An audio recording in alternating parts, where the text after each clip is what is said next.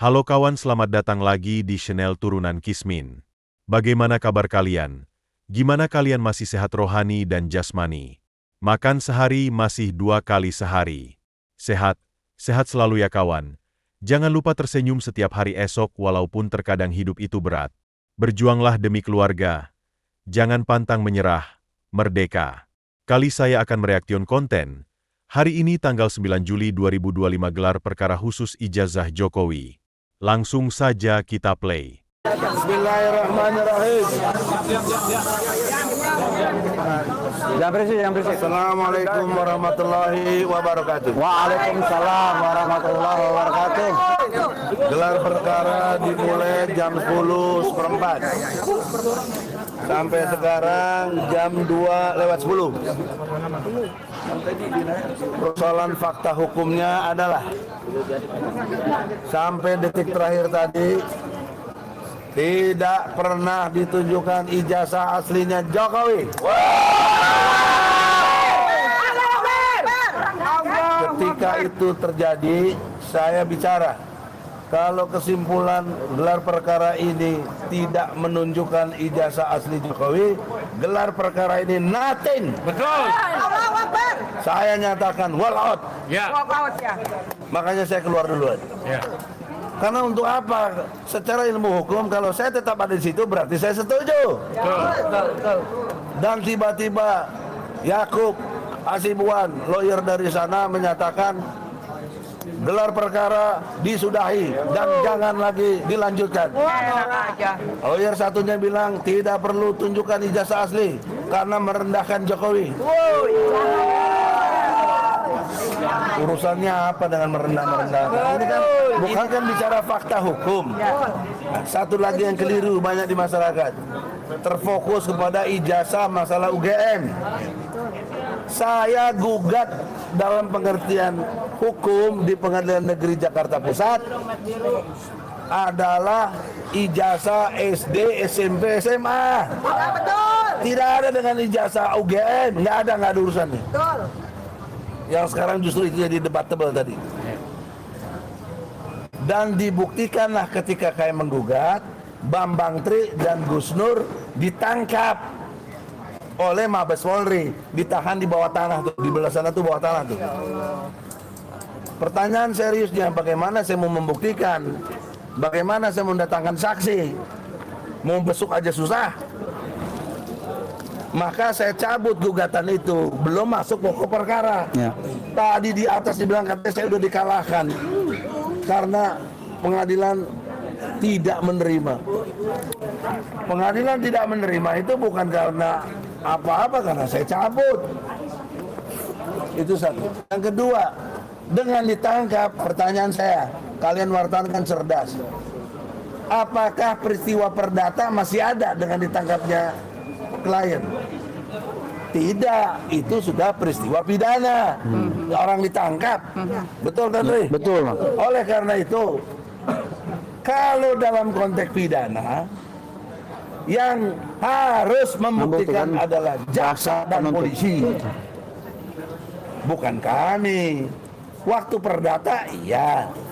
Maka dengan ditangkapnya itu saya tidak bisa buktikan, saya cabut. Bukan kalah, tidak berperkara karena saya ngajukan gugatan. Memang kalau perdata, siapa yang mendalilkan dia harus membuktikan.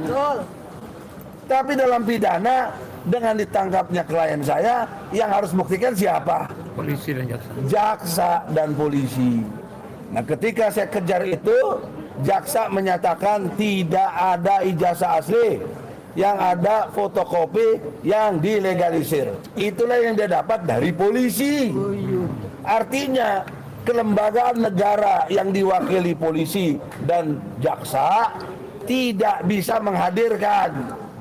Kok kenapa si Otto selalu ngomong dan Jokowi ngomong buktikan maka aslinya? Ya aslinya dia yang pegang lah kalau memang ada.